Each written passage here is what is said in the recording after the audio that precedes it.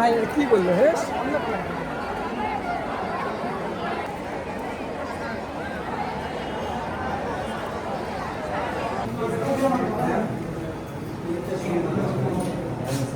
হ্যাঁ এখানে সার্টিফিকেট নাম তোমার দর্শক হচ্ছে না সেটা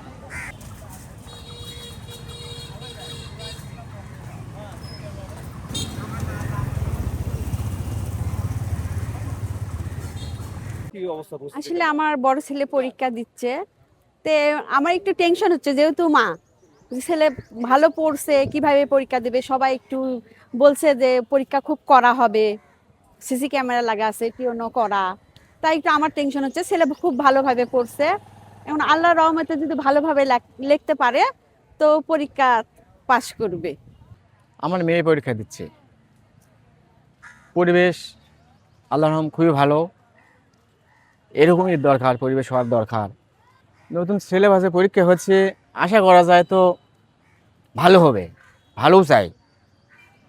আগের মতো ওই রকম শিক্ষা খাত চাই না, এরকমই শিক্ষা আমরা চাই অভিভাবকেরা।